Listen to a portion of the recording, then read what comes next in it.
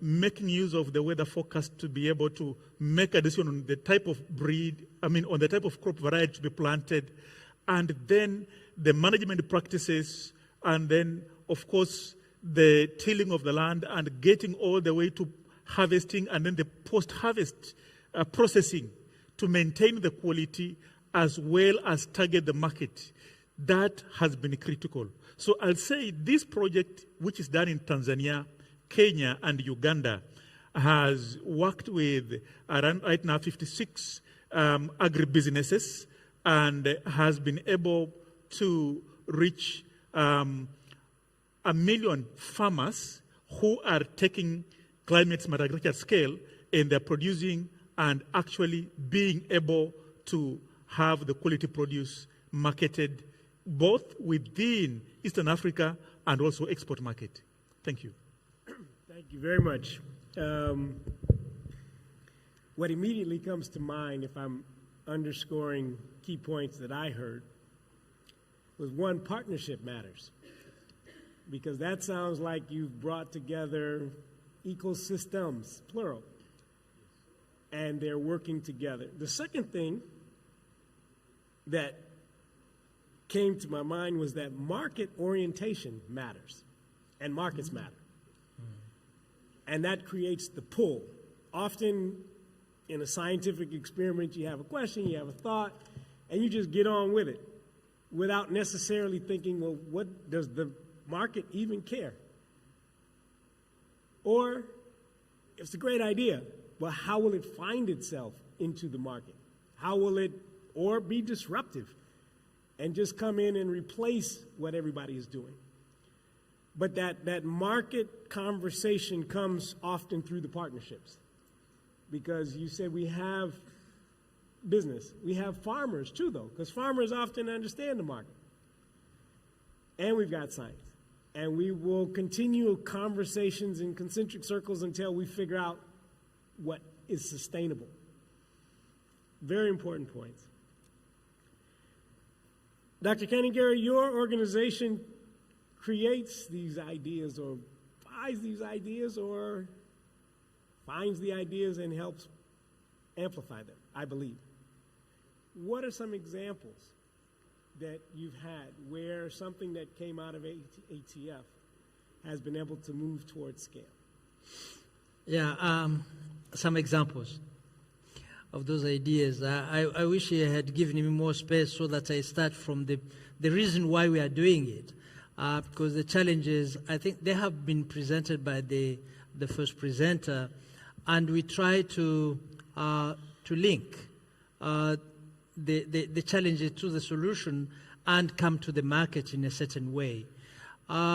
We co-produce some of the product with many partners, and or we take the product from our partners and transfer through partnership and the capacity we have produced to work on regulatory, policy, advocacy areas, so that we can be able to have the product accepted by the stakeholders, and uptaken and used. Some of the technologies we have so far brought to commercialization include some improved variety of the key crops like maize, like rice, where we have some hybrids which have the capacity to tolerate some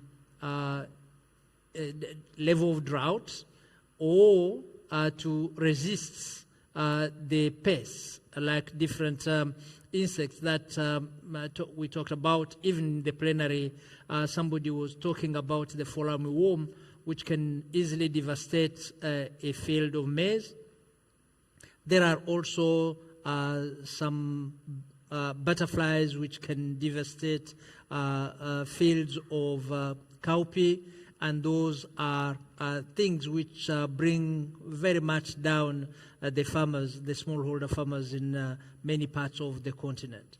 And we have been for example, able to customize the hybrid on rice to different agroecological zones, and now they are being produced in different countries, including Kenya, Tanzania, and others, which those varieties are bringing high the productivity and can be adapted to different areas, including the highland.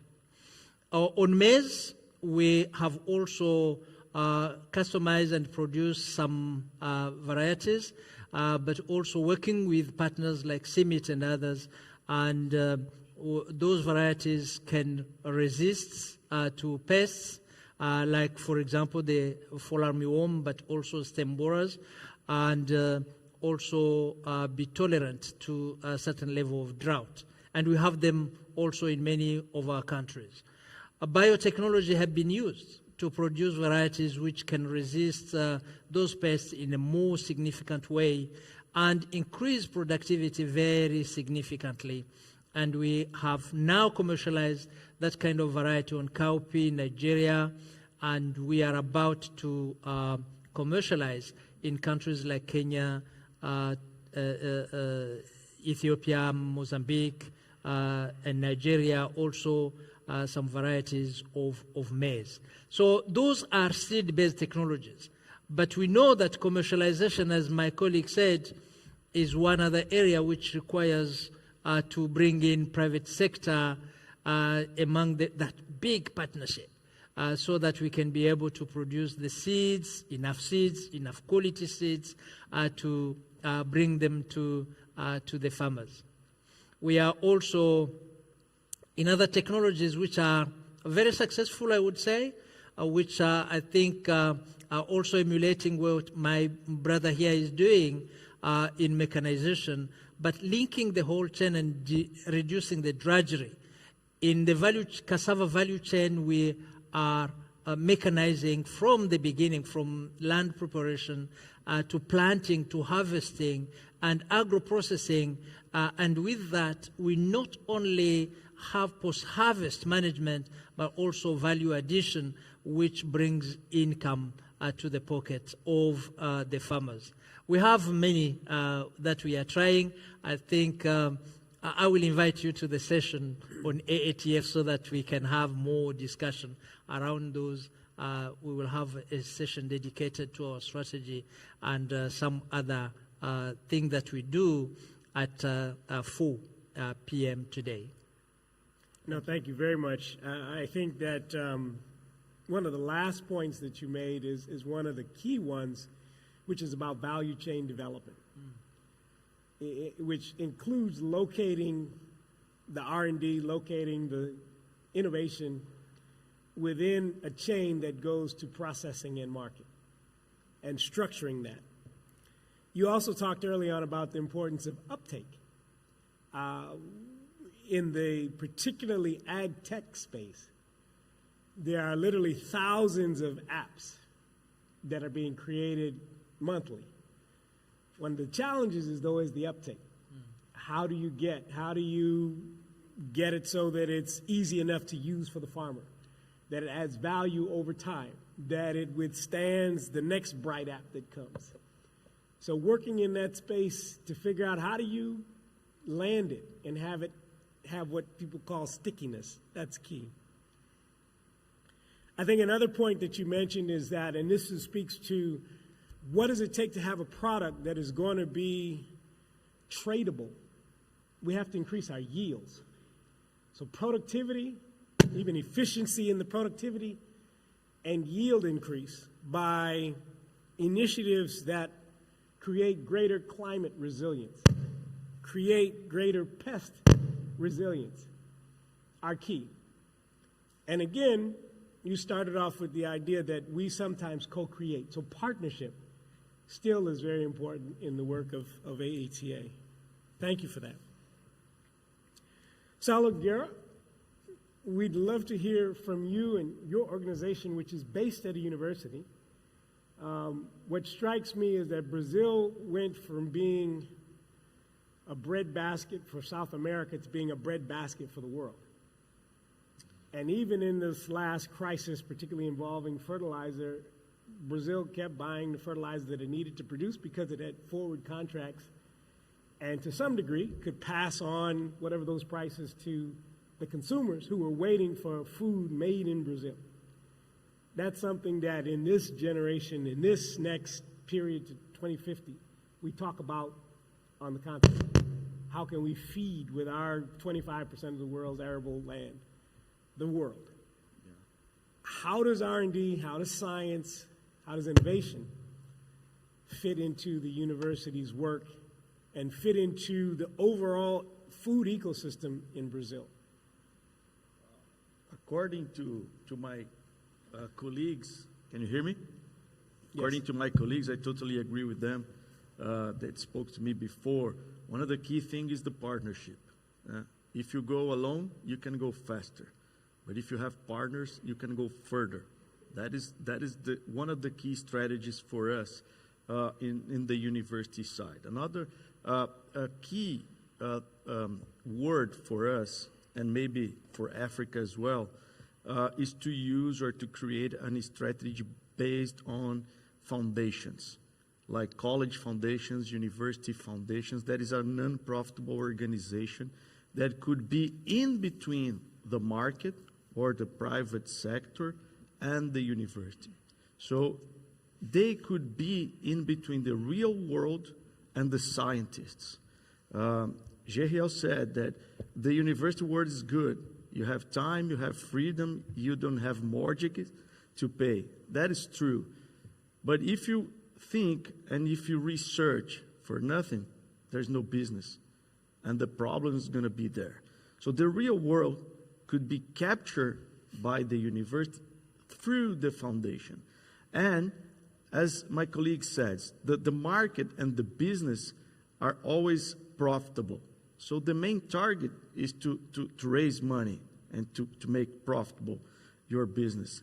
And the university is the opposite. So who is going to be in between? Who is going to be judging the technology if it's valid or not? Who is going to be doing the compliance of all those partners?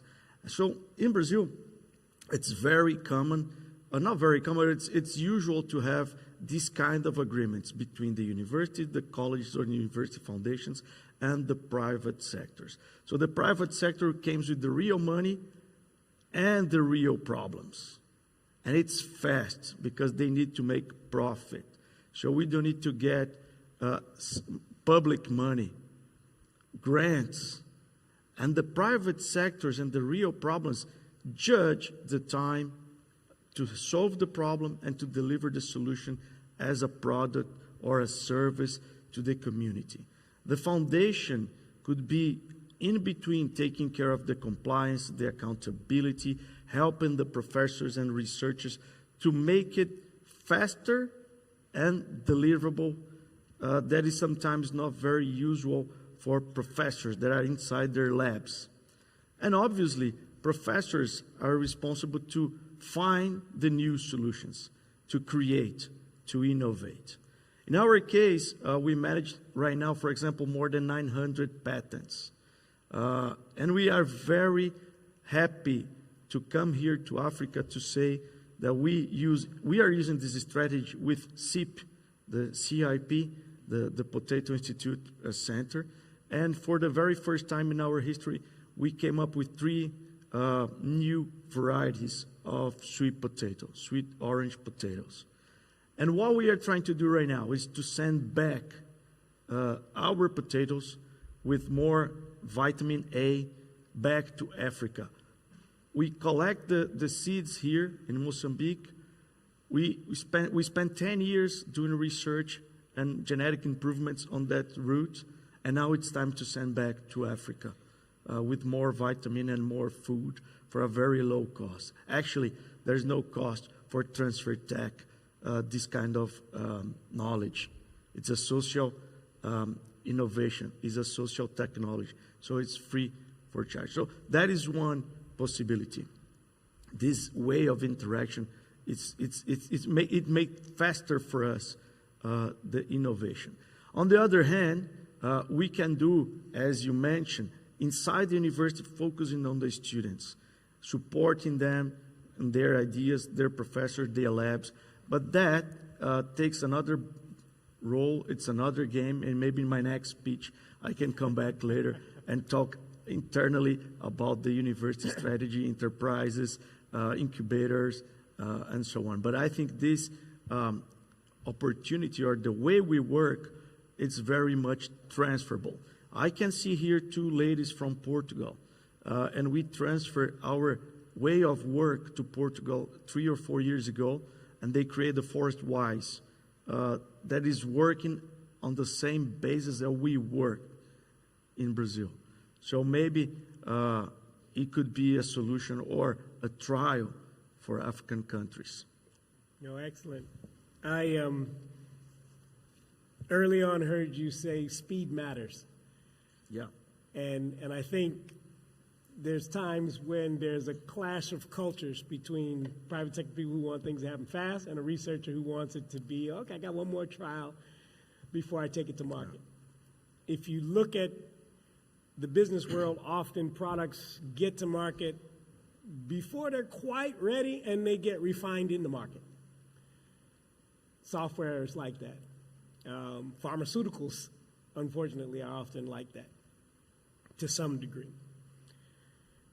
I'm not sure if there's anyone from the African Research Universities Alliance who's come for this forum, but that's one to me that seems like a natural potential partner for FARA and stakeholders here. Because there used to be about a year ago, about 17, I think they're up to like 20 different African leading research institutions that are grappling with different challenges. I'm not sure how much work they're doing in the agricultural space, but they could potentially be a partner for institutions like yours. Because the other thing that I heard you say was about partnerships, South-South, and also about moving people physically from the continent to other parts of the world to create networks and ecosystems that are broader than just on the continent, and then bringing back some of the learnings from that experience. Very valuable. Colleagues, we started about 20 minutes late, and soon I know people's tummies are going to rumble. I'd like us to give a good hand of applause to our first panel. Would you all stand, please? I don't know whether we have our formal photographers, but I know we want to take one quick picture of the panel, family picture.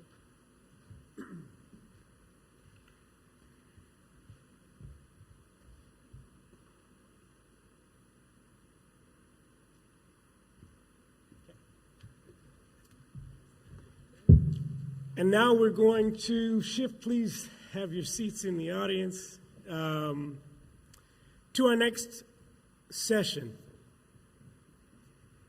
The theme of our next session is Transforming Agribusiness, Accelerating Aggregation, Finance, Supply Chain Development, and Trade for Sustainable Agricultural Growth. We're very pleased to have Kamala Prosper Bisi, Senior Advisor to the Secretary General of AFTA, who's going to set our scene. If you'll join the dais. Saw Prosper there at one point. I think he's moved. But please join us. We also have Minoko Karen Musikoyo, who's the Agribusiness and Gender Specialist from FARA. Please come and join us. We're doing a little bit better in our gender balance, as we will also have Nana Aisha Mohammed, who's the West Africa Implementation Lead and Ghana Country Manager of AFAP, to come and join us. We also have Mr. Letha Kuta, who's an Enterprise and Supplier Development Executive with a number of years in supply chain development and management. And also Justy Range, who leads business development at Freshmark Systems, which is part of the Continental Supermarket ShopRite.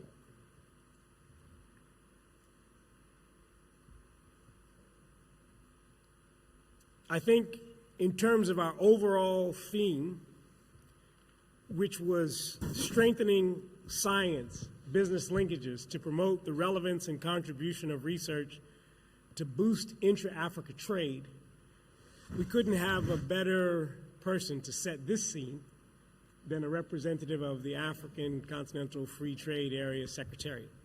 So without further ado, Mr. Komla Bise.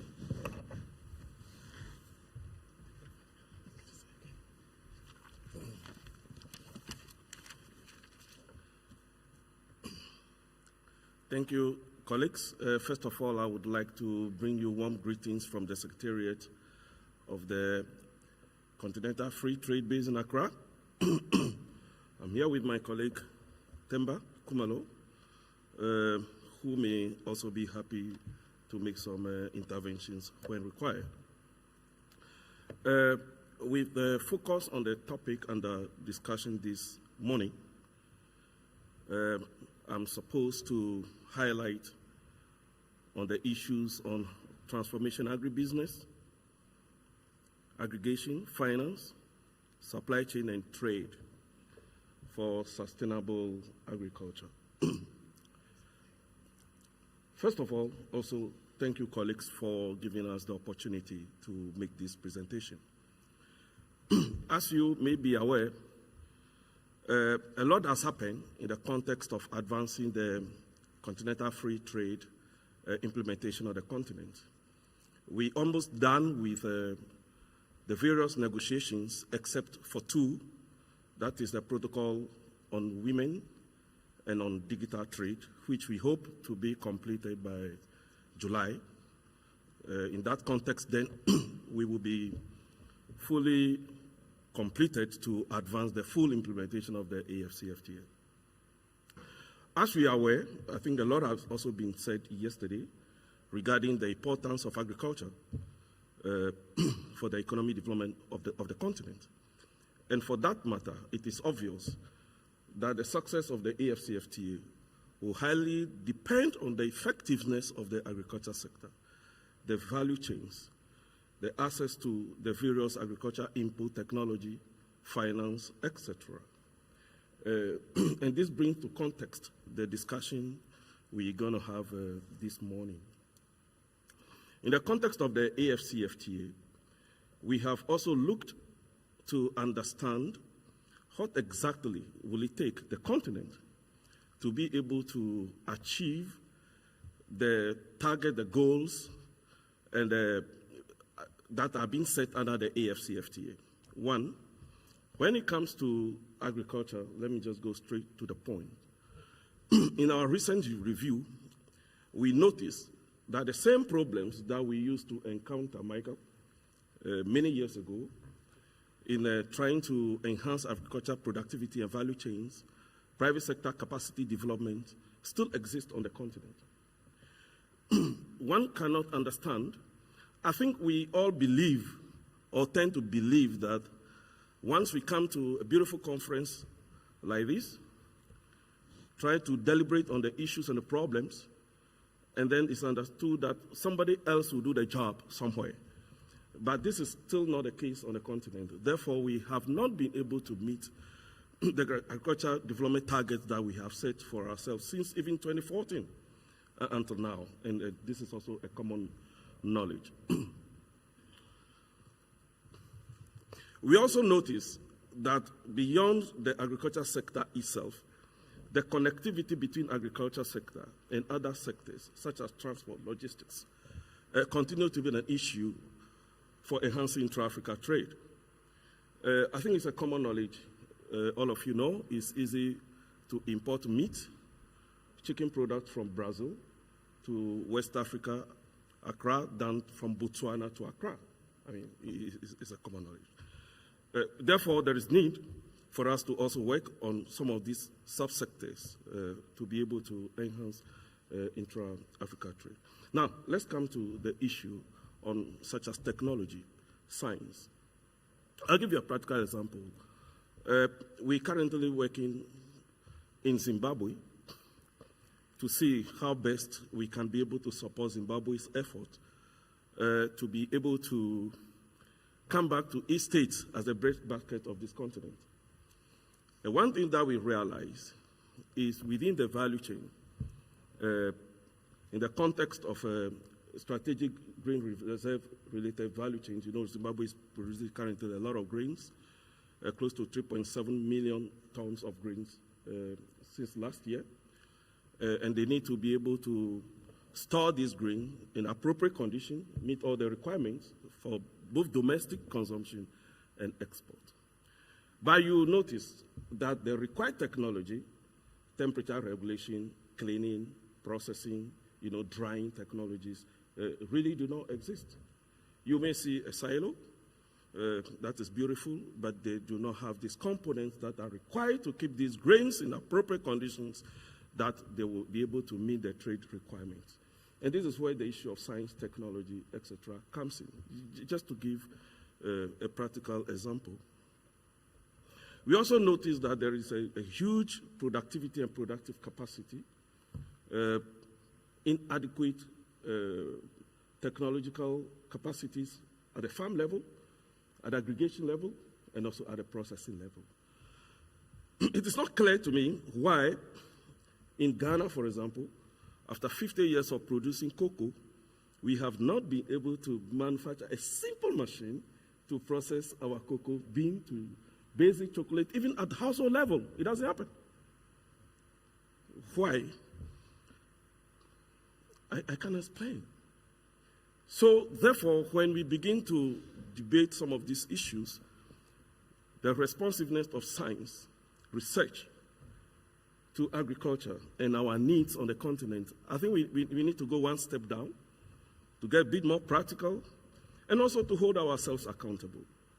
I mean, some of us have been in this discussion over the past 10, 15 years. I joined the African Union when I was a very young professional. Now I have a gray hair. And we're still discussing the same issues that we used to discuss before. This tells you that there's a link between the commitment that we make in a forum of this nature and also what actually happens on the ground, and our ability to translate this commitment that we're making today, the experience that we're sharing today, to the practical implementation actions on the ground will be critical if really we want to achieve the targets that we are setting for ourselves, the targets that were discussed yesterday, the problems, etc. Perhaps with these few remarks, I must also mention that we need to strengthen our partnerships. I'm already mentioned the issue around processing technology, science, etc. It is obvious that we may not necessarily be expert in all these partnerships or technologies, or all these technologies and science, but we should be able to borrow where they exist. So with these few remarks, I would like to end here and then wish us a successful deliberation. The most important thing to take away from me is that we need to recommit to some of these things that we're discussing here today and tomorrow, so that we can see some concrete practical implementation on the ground, if only we want to realize the success of the AFCFTA. Thank you.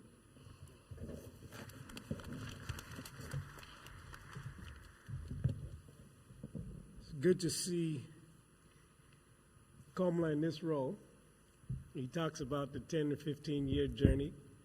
We've switched hats, but you soldier on. So the other thing that I think is key is that to have success in this space, it really is a long game. We're looking for marathon runners. We need that. One thing that you mentioned, which came to mind, or maybe it was not mentioned, but maybe come to mind, and many of us have been involved in different aspects of the CAADP journey. But one of the things that I used to look at with colleagues around CAADP, again, was this private sector role and the need for investment. Because one of the challenges of the public sector was always that the plan was good, but the fiscus could not afford it. And there was a need for private capital. But when the plan was made, the private sector wasn't in the room. So after the fact, they were brought in and they didn't own it. So they often stepped away from it. So even when we think about our science and our innovation, it's critical that we have the private sector stakeholders in the room, or at least speed dial away, so that when it's time to bring the capital to move it forward, they feel some ownership of it. There's another constituency that we don't have here, but again, listening to our scene-setting remarks, it made me think of for next year. And that's the role that financiers play. Jahil talked about coming from that space, but I feel like to be purposeful in what we're doing, we should reach out to venture capitalists, private equity investors, sovereign wealth fund representatives, and pension fund representatives. Because the other thing that's needed, and again, we didn't really have it to me with CADA, is what people call patient capital. It's not a bank loan that you got to start paying term notes on the month after you get the money.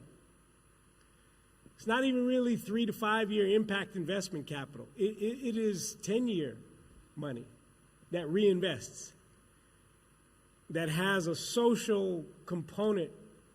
We talk about the ESGs in the financing space.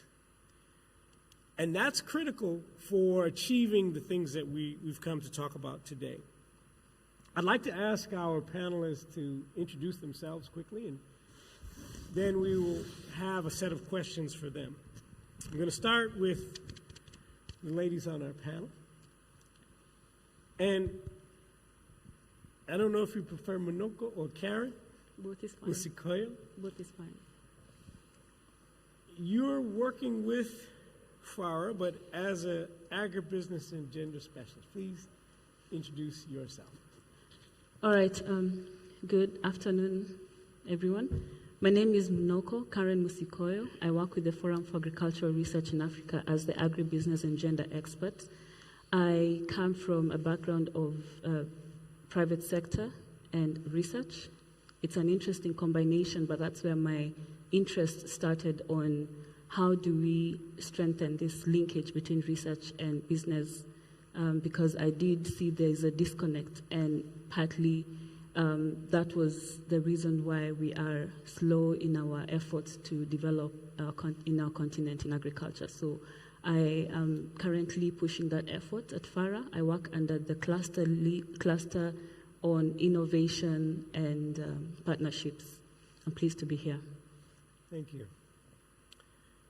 Nana Aisha, who is the West Africa Implementation Lead and Ghana Country Manager for AFAP.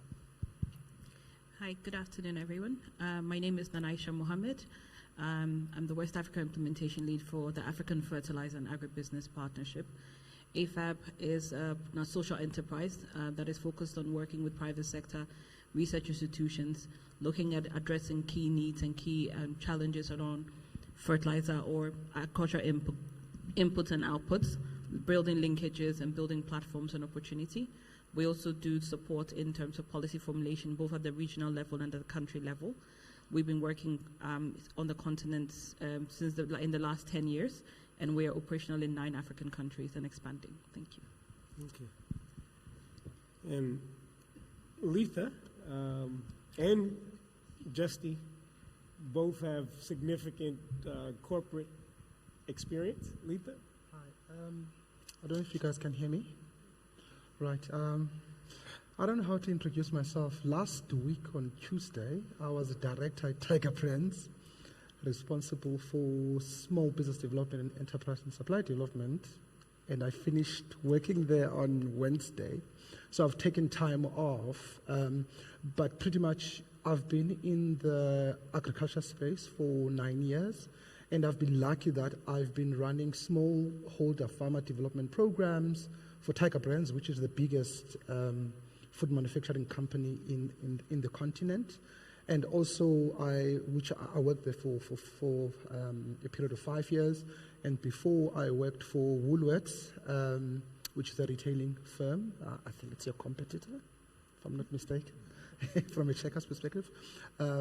So I also did smallholder and farmer development. The difference between the two was Tiger Brands is a scale business. We introduced aggregator models there because the scale to which we buy some of the commodities, Tiger Brands will buy 25% of what comes into the country. Whereas at Woolworths, it's all about innovation. It's coming out with these beautiful, high-end, premium products. So issues of research and development become super critical to supply into that supply chain. And I'm hoping that in the discussion, I'll share some of the insights because working for both a manufacturer and a retailer has really given me a broader perspective as to how the supply chains, more especially big one, your blue chip companies actually operate. Thanks. Well, thank you very much.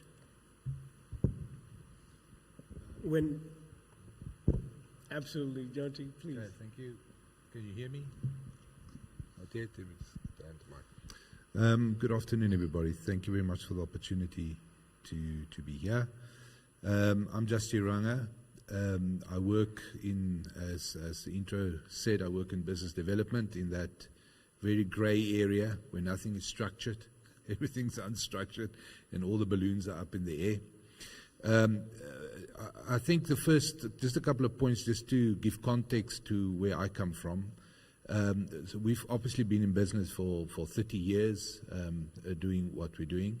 And really our focus is on creating structured markets up the value chain. So if we use words like technology and research, we're not necessarily talk about primary side, we're talking up the value chain. And there's I think the contribution to this session and to this event and the message is that if you don't look at formalizing and structuring your up channel offtake environments, you're never going to get the value chain to work. We hear the words markets, we hear the words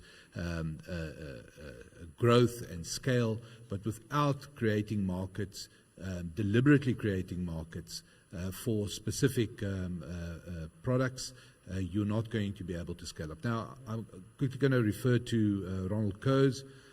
He's the father of institutional economics. And he, in an interview in his 80s, almost 100 years old, he said, markets are creations. We don't find them.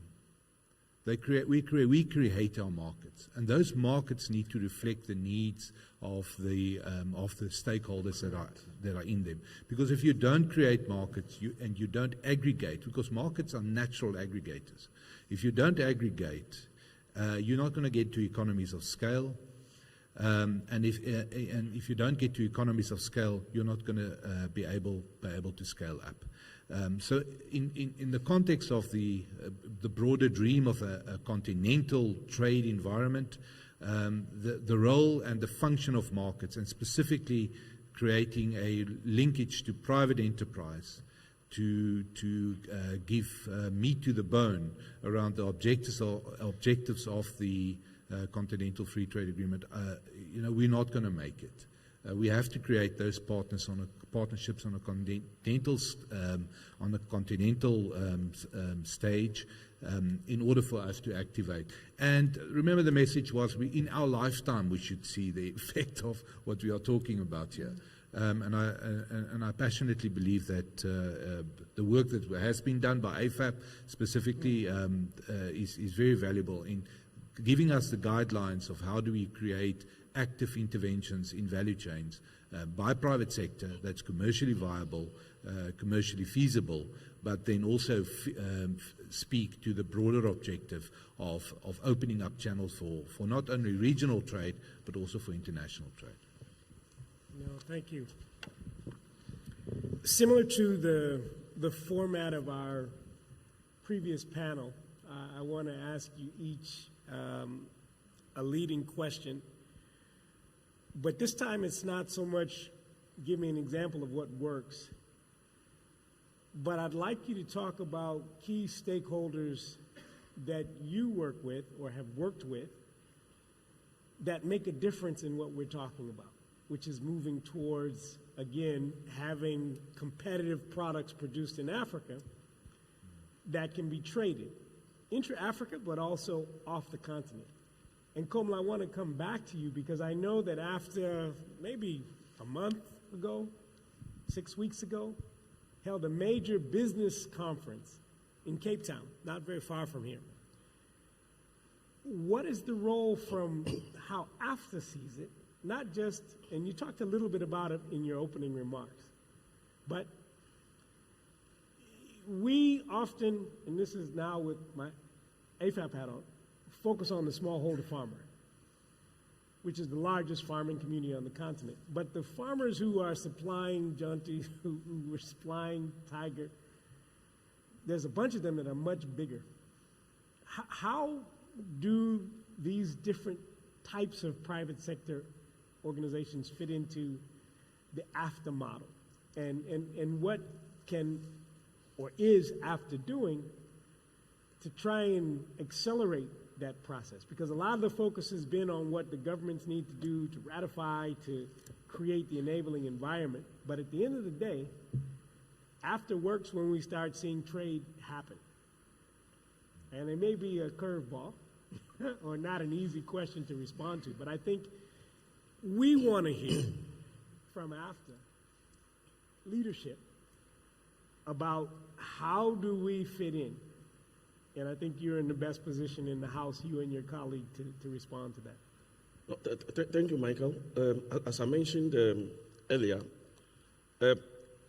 there's one thing to have trade protocols enacted, have NTBs reduced, and expect to have increased trade and get people in the market. But this is not the case in our part of the world.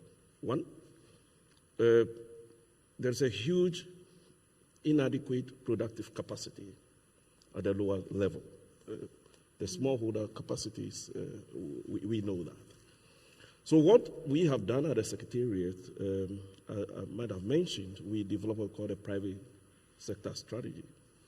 A strategy that intends to enhance or support enhancement of capacity of smallholders, SMEs, in various aspects, so that they can be able to integrate into the various value chains. There's a support mechanism that leverages support to specific value chain intervention in that context. One problem that has been mentioned several times also in this forum is sometimes access to technology, finance, etc. In this context, the Secretariat is working closely with Afrexim Bank. We've already secured a commitment of the bank together with WFP, a $2 billion commitment to support value chain development, especially targeted at smallholder farmers, SMEs, in agricultural value chains on the continent. In the same context, we also working with Equity Bank in Kenya. Also, we've secured a $6 billion commitment, also targeted at smallholder SME value chain related interventions. Now, the question is how we able to partner to target these resources to support these value chains development is the critical question. I mentioned earlier our interventions. We're working with the government of Zimbabwe, where we're supporting strengthening the strategic green reserve systems of that country. The government already is working through various aspects, presidential input, special initiative, etc., to enhance capacity at the lower level. So we're working to strengthen reserve systems so they can be able to store and export. At the same time also, we're working with the FARA, African Union Commission, etc., to work on establishment of a couple of agro-industrial parks that will enhance agro-processing. In that case, then, smallholder farmers could focus on their productive capacity enhancement, produce, process through the agro-value chains development to be able to access the EFCFTA market. I think there is a general recognition that we need to enhance systemic capacity of our local domestic producers and SMEs, the processors, to be able to produce, process, and trade. And these are some of the interventions that we've already put in place to be able to support these systemic capacities at continental level. No, thank you. One of the aspects of the work with Afro-Exim Bank and African Development Bank and FARA, to me, seems to recognize that there are some things that are needed to really harness smaller producers that are beyond their grasp in terms of logistics services, in terms of energy, electricity, in terms of infrastructure and transport. So the agri-parks that you're talking about are critical for realizing the benefits in agriculture for small producers. I'd like to ask Letha if you could talk about the importance of aggregating those outputs and how they fit into value chain development. Because if we have millions of farmers, each doing their own thing, we'll never be able to, one, probably feed a 2 billion person Africa in a few years, let alone produce products that are export quality ready. Thank you very much. Thank you very much. Let me just take you through it very quickly. So when I was working for Woolworths, we had categories where you'll find these guys who are buying potatoes. And what always intrigued me is that they'll say they've got 1 or 2 suppliers. And this was a cross, and they called them captain of categories. So it's one person who supplies massive 80, 90%, or maybe there's 2 who do 50-50 or 60-40. Doesn't really matter the split. And at the time we were like, why do you have 2? Can't you have 3? But what happened was, unfortunately, when I was exiting, I was then taken through a process of going and seeing these farmers, these huge companies that had these huge contracts. And when they were lifting the veil, only to find out the person who does potatoes for Woolworths actually produces only 60% or 50%. The question is, where do they get the balance? And then that's where the actual truth came out, that they were actually buying from other white farmers. And it's a highly organized. And we had these farmers, some of them can't even speak English, by the way, who actually are supplying to various aggregators, and they will make easy 200-300 million rand.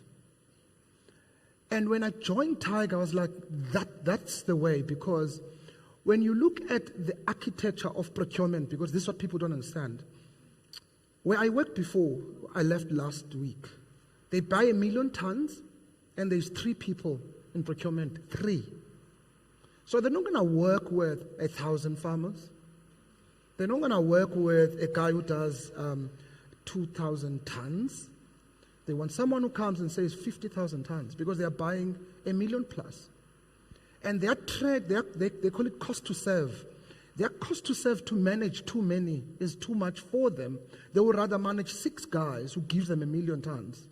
And when you go beyond, you find that the architecture, these 6 guys are buying from others. And that's how then, unfortunately, I'll talk also in South African context, that's how the black farmers in South Africa, who are specifically smallholders, are crowded out. Then you find these small groups that are pretty much friends and, that are working together. And so that is how then the aggregation, concept, it already exists, is that people don't see it. You can have 1 million smallholder farmers. They are not going to make a difference in the greater scheme of things when it comes to scale. But once you start to doing aggregation, you can start to measure. So what happened was, because we've got, for example, we had cool beans, and we knew how much tonnage we were buying, I was able to say, can we shift 5% of that? And I didn't say 30%, because if I can't do 5, I'm not going to get to 30. And then, so while we agree on that, can't we have 40% to women? While we're at that, can't we do 30% youth? Can't we then do rural? So you start then making these changes. That was one part. And then you found it an issue that the system itself was fragmented in terms of how the farmers are set up. That we had to actually set up black aggregators which did not exist. By the time I left, there was about 6 of them. We were earmarking onboarding another 3. Our target was to make sure by the end of this year we had 10. And within those 10, we said target minimum, you gotta have about 500 to 1,000 smallholder farmers. Because what then happens is that you build their capability. They are able to then look after the farmers. They're the ones who are going to go every day, check if they are growing programs. They would be able to work with your fertilizer suppliers. What we did, we looked at 2 things. We said, we'll bring market access, which is problematic. Number 2, we will do funding access, which is also problematic. So by doing that, we were then creating innovative. So the way we funded, we had to have a mixture of wholesale finance, because we are giving to the aggregator who must then on lend to the farmers. But we also needed to make sure we've got microfinance that touches at the bottom, because some of the farmers needed drip irrigation and all that low tech, which is another issue that is not looked at, is how do you elevate low tech before you embed it with high tech, So by doing that, we were able then to start looking at talking to your input suppliers, mechanization suppliers into that program. And as a result, we're able to shift from 0 procurement. In other categories, we pushed it to 5%. And we were monitoring that in terms of the bigger scale, right? In other instances, we've pushed it, for example, for Koo, when we do the tomato sauce, we push tomatoes 15% in terms of the scale. So those are the things that we have done, but obviously it all hinges on leadership agreeing that they need to do that. In terms of partners, we're also able to partner with government. Some of the grants that were provided into this project actually came from government, because the issue with financing is that you can't do 100% debt. You also need to make sure that you've got blended finance, your first loss financing, how you also structure, how you rank the creditors. Those are type of things that we actually did, and it worked very well. As a result now, other corporates are starting to pick up on that and starting to do that model, because that's precisely the challenges that they have, more especially around scaling and managing smallholder farmers who are across the country. Thank you. We recently did in Ghana, as AFAP, a public-private dialogue. We actually did a series. And listening to the conversation today, I'm thinking that the model really needs to be more public-private research institution dialogues, the PPRDs, in the sense that there are not enough entry points to have these types of conversations to see where one fits. Because what came out of your presentation for me was that we're actually all talking about the food industry. We often talk about agriculture. And then if we want to be a bit more processed, we talk about agribusiness. But at the end of the day, we're trying to create products that fit into a continental and a global food system. We're pivoting a little bit. But the food business does research. It has innovation. Leadership matters, because if you're not in the seat, if you hadn't worked at Woolworths necessarily, South Africa has a unique transformation agenda, but if you took it to Zambia or you took it to Kenya, the continent still wants to transform, particularly working with small farmers, and make them commercial farmers. Many of them are subsistence farmers. We don't call them that anymore. But they're producing food for their families, and if they have excess, they take it to market. We're trying to transform them into more commercially minded, focused farmers. We want to pull them into the food business. So we need to have more conversations with people in the food business. Now, Aisha, I'd like you to talk about the work that's done with a community of agri-SMEs, hub agri-dealers, who play an important role in this value chain. They're not micro-enterprise.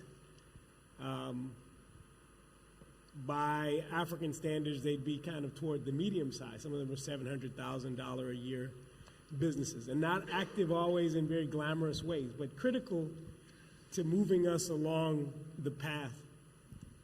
Please. Thank you. So one of the critical stakeholders that AFAP has been working with in the last 10 years have been the hub agro-dealers. So these are the main distributors that move product from the supplier level all the way to the farmer level. These hub agro-dealers work with a network of more than 20 smaller retail community shops and also mom and pop shops that distribute inputs to smallholder farmers. They are large enough to be able to own large warehouses and then also be able to employ extension officers and serve as a technology transfer for the farmers. Typically, when agro-dealers are operating, they are the first point of call for farmers for extension, for even information around products, and even sometimes in terms of standards for aggregation. So in the last couple of years, AFAP has been very focused on transforming the businesses for hub agro-dealers, moving them from just focusing on input distribution to also look at output aggregation. So we've been working on linking them to output markets, structured markets, building capacity of these hub agro-dealers in terms of standardization of standards for off-takers. So off-taker standards, so they get trained by the off-takers, and then they train the extension officers. They give the farmers the inputs, and then they aggregate. They have typical warehouses, not less than, I think, 500 metric ton warehouses is the minimum that most of these hub agro-dealers have. They have up to about 15,000 metric ton warehouses where they can where they store inputs during the season. Now, these warehouses are typically empty during the off seasons. And one of the things that we've increasingly been doing is to encourage them to aggregate the outputs from the farmers, store these, and be able to then off-take them to processes within the countries that we are working in. They are mainly, this is just starting, and then this is something that we want to focus on. And I think that's one of the key things that you talked about in terms of aggregating the pull or the pull factor. And that is the only way that we can actually be able to solve this issue. Because in most sub-Saharan African countries, there isn't much of activities of commercial farms, especially when you look at the cereals and grains sector. It's more focused on smallholder farmers. And if we need to be able to move that, we need to have key players within the value chain that can be able to provide these kinds of auxiliary services to the smallholder farmer, and then pull the outputs and then be able to then have the structured markets ready. No, thank you for that. I think that we have underutilized stakeholders and players in these hub agro-dealers. One of the challenges is that many countries still have the government playing a critical role in terms of input distribution, so you don't always have hub agro-dealers. Jonty, your organization has created and branded an organization called Freshmart within the broader ShopRite. Tell us a bit about the work that you've done and what the goal, I would say, of those interventions are, and how perhaps working with the scientific community on the continent could accelerate scale. Okay, thank you. So, and I think the idea is to provide some input into the research agenda going forward, specifically the research agenda that will support and assist the implementation of the free trade agreement. So I'm going to give you a couple of pointers. The point you made around private business being researchers, I think they are serial researchers, because I don't know if anybody here has done a financial model without doing research. It's not always a scientific method that's being applied, that I can also say. But the research is done on a very low level, practical level, in order to determine the risk. And I think that's, if one talks about the commercials within value chains, we have to talk about risk. And so you have to be a researcher. Your point around how does one link that up back to the broader research community. I think that's where the disconnect lies. There's a lot of institutional knowledge around how value chains work, what the drivers are, where the risks are, where the profit drivers are, where the cost drivers are. That removes it from just a theoretical smoky room exercise. Where typical research is. If we want to talk about specific research agendas, I think the one that was highlighted a bit earlier is this institutional arrangement. How does private sector and government institutions work together? And I think that's a research topic. And I think we need to unpack that. Your point around different countries, each country is different. The politics are different. The relationships are different. How you enter a market is different. And I think that's a critical research topic that the research organizations can add a lot of value to. The other one is also around thinking, research around, now we've planted the product, but how does we as a primary producer market that product up in the value chain? That service creation that needs to happen. Because remember, a value chain, as I said, market offtake points aggregates not only product but services. And there's a gap for me as far as the understanding when you deal with small-scale growers. How are you going to market your cabbage, Mr. Producer? Where are you going to market it? Do you even know the certification requirements if you're going to go to a retailer? It was a classic case study just now of how the system kicks out the small guy. Right, if you listen carefully, how the formal retail is geared, is only off-taker for a certain portion of the product. You need structured markets, as I said, in parallel to be created that specifically looks at the product that's not being off-taked by a retailer. That interaction and that space, I think, needs a little bit of research.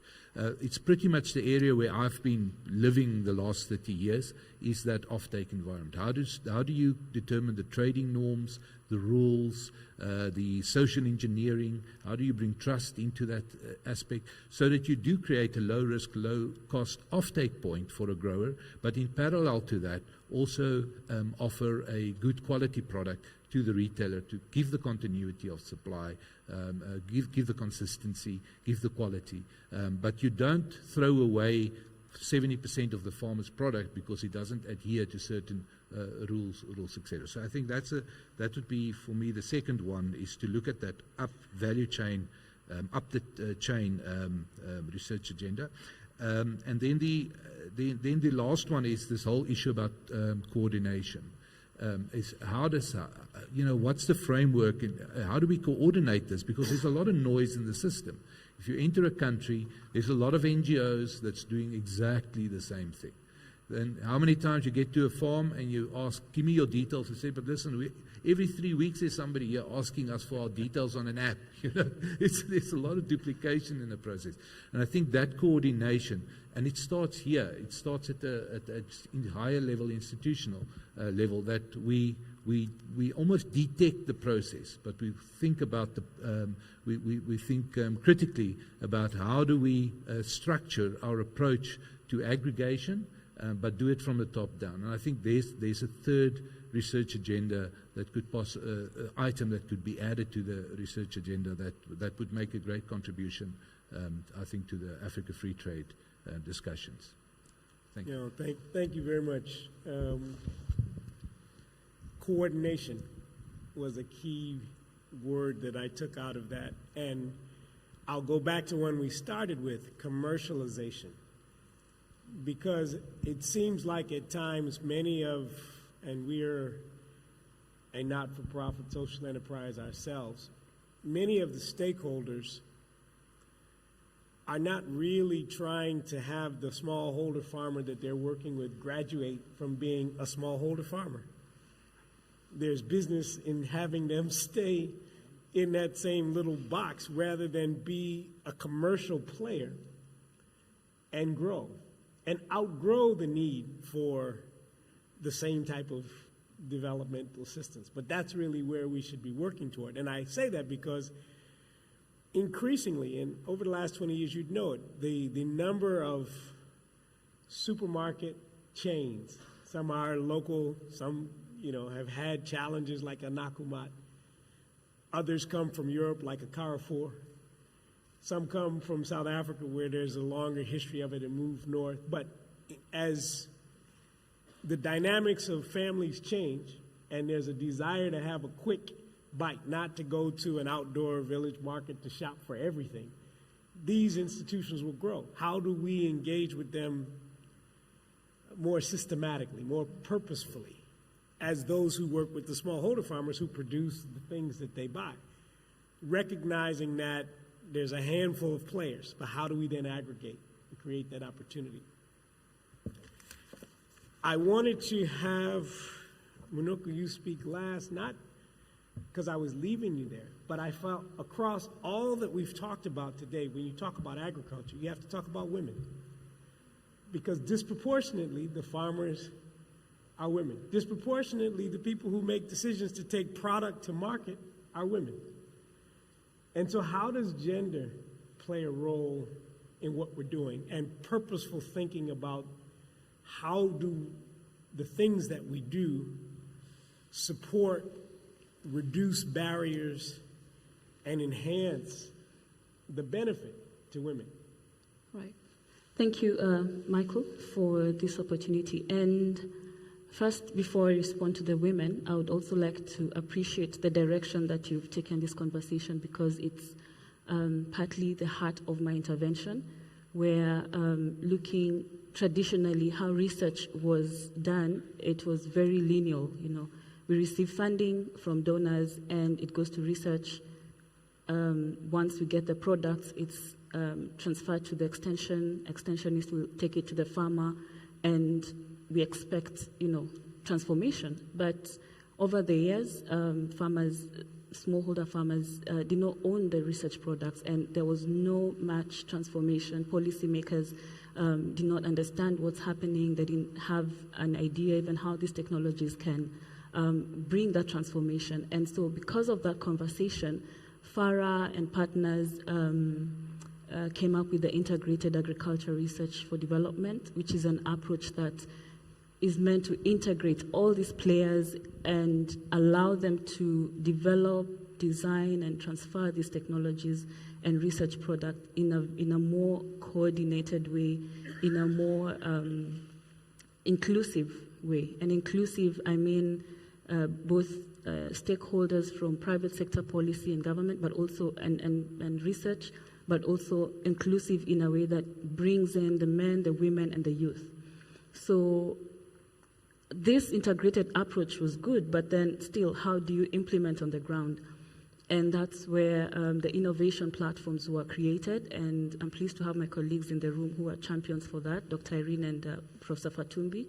They championed this development of establishment of innovation platforms at the grassroots, working together with the National Agricultural Research Institutions and sub-regional organizations, and over 400 IPs were established in the continent. So IPs were established, so and an IP could have close to 30,000 farmers, but still, are there products in the market? Do we see them in ShopRite, in Woolworths? There was a question mark, and we realized we need an engine that will push this vehicle called an IP to deliver their products to the market. And so FARA is currently doing that research on establishing agribusiness learning alliances, which is the vehicle, the engine that will push this vehicle to grow. And the stronger the partnership, or the stronger the alliance, the faster the growth will be, and so that's why we're here, and we're really glad to be hosting this platform, because it's really the heart of the drive towards strengthening these partnerships with private sector, with research, and ensuring that this systemic approach is also inclusive. One of the things that we have seen in our research, which has been done in Kenya, Uganda, and Rwanda, in collaboration with the European Union under the Organization for Africa, Caribbean, Pacific States, and also currently with the Horticulture Innovation Labs with USAID, Feed the Future Facility, and Africa Development Bank, TAT, is that we've realized that this Agribusiness Learning Alliance, the strong component that actually makes that, strengthens and tightens these gaps is business development services. We have business development service providers who are everywhere but nowhere. Nobody knows how to utilize this facility, and I'm glad Nana brought it up and said, we have these underutilized facilities that are actually there, but how do we make use of them? And so the business service development providers come in and help innovation platforms to establish business plans, to develop, to access markets, to access finance, and also it's not just for the IPs, but also to help financial service providers to develop packages that are user-friendly, that can be adopted by farmers, because a lot of times we say there's lack of, limited finance, access finance, but then are these packages friendly for women, for youth? And so that's the conversation that's happening within these alliances, identifying the successes and how do we scale out the successes. My fellow panelists mentioned that it's a case-by-case basis. Agriculture is very diverse, different value chains, different dynamics, different countries, different political environment. So the alliances are national, regional, continental, depending on the scale of products and the targeted markets. I'd like to conclude also by mentioning that one of our drivers is this collaboration with Africa Continental Free Trade, and FARA being the apex organization for Africa Union in matters regarding agricultural research for development. We are also collaborating in ensuring that these innovation platforms are contributing to this efforts, towards intra-Africa trade.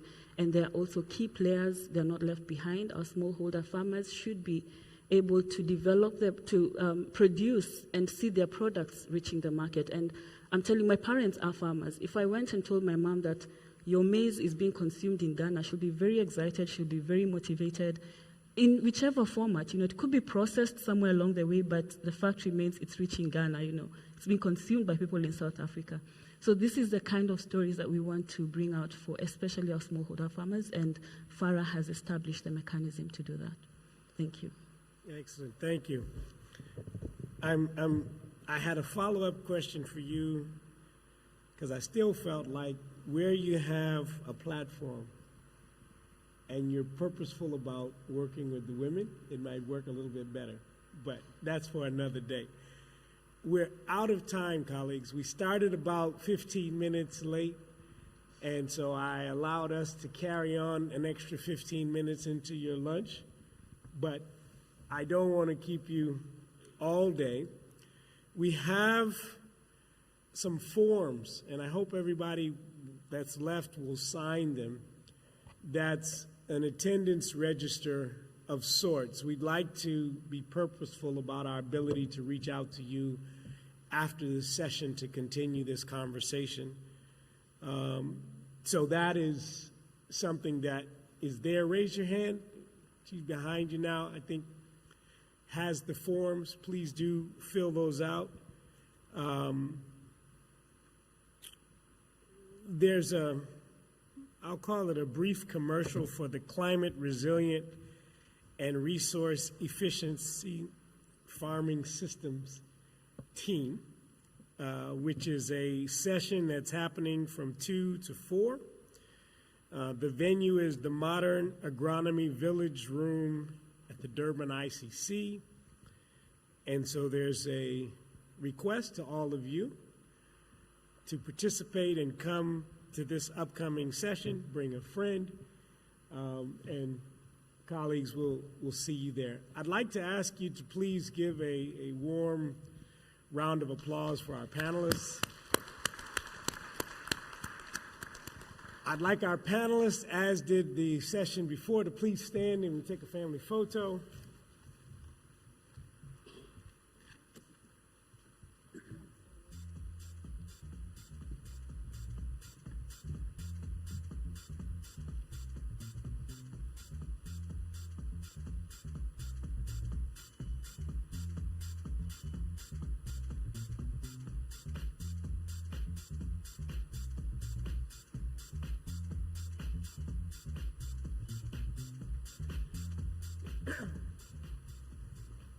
Again, thank you all for joining us. We hope that this is the first of what will be a regular feature in the Africa Agribusiness and Science Week, and we look forward to seeing you at the next one. Have a good afternoon. What's that?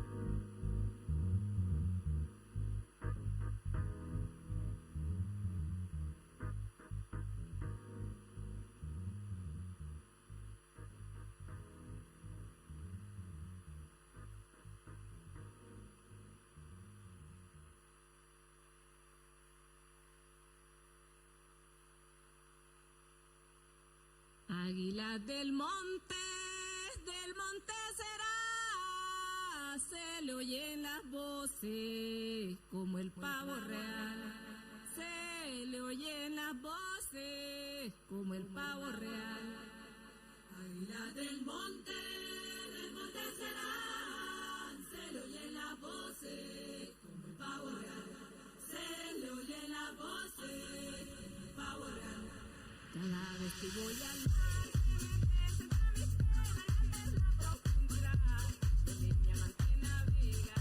Águila del monte será, se le oyen las voces como el pavo real. Se le oyen las voces como el pavo real. Se pusieron a cantar a las 5 de la mañana el papu y el pavo real, clarín de las montañas. Águila del monte será, se le oyen las voces como el pavo real. Se le oyen las voces como el pavo real. Cada vez que voy al mar,